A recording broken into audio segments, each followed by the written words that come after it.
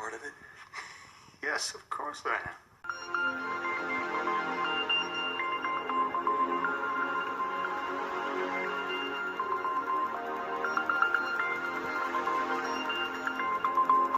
That's another story. Now, the CIA are involved in this gang stalking program. How? Well, not directly, but historically, the tactics that the CIA used or tried to develop through MK Ultra are involved in the gang stalking program. Also, a lot of people think that the CIA, they don't do intelligence work within the borders of the United States of America. That is not true. After 9/11, the fusion centers combine information from all agencies, whether it be state, federal, or military. And the CIA, they pay a lot of third-party groups to do their intelligence work. So, because last year alone, a lot of private intelligence agencies, they made so much money from the U.S. government because they did the United States government intelligence work. And the CIA, they contract these groups. And in turn, when the FBI or CIA, since they're bound by the law, these third-party groups not bound by the law. So when the CIA or FBI wants them to do their dirty work, guess who's going to be hired to do their dirty work? These third-party intelligence groups or these risk management groups. And these groups are involved in the gang stalking on the behalf of the CIA and the FBI, as well as the fusion centers. Also, one key component that a lot of targeted individuals don't know on a federal level who's involved on a gang stalking level. I'm going to say it, but first, before I tell them who it really is behind the gang stalking level on a federal level, well, let me explain another group first. And that group is Homeland Security.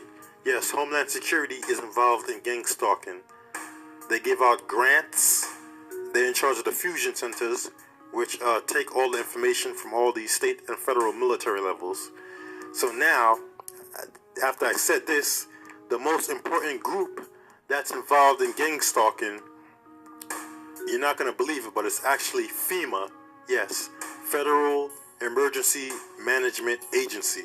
They're involved in gang stalking. FEMA goes back to 1957. And why do I say FEMA? Because FEMA, they give out grants to these community watch groups, such as CERT. You can look that up. And these community watch groups, also like Citizens on Patrols, they go back to 1990 and all the way back even before 9/11. And FEMA, they give grants to these community groups on a community level. And these groups, they apply for the grant money. See? And in order to get the grant money, they have to have a justified reason to get this grant money. One of these categories is for disaster relief. So like say if there's a tornado and whatnot, and also for terrorism. And with 9/11, I'm sure after 9/11, I'm sure a lot of community groups are signing up for that grant money under the guise that they're doing it because they claim to have terrorism in their communities and stuff. And that's why a lot of civilians or community level groups, they could actually try to put your name on a list or people who they don't like on this list just to get this grant money from FEMA. And this goes back to 1990. So with that being said, FEMA, and that's how a targeted individual could actually be on the list, because if they added on to this list their community group or program that does Citizens on Patrol or Community Watch would actually get more grant money.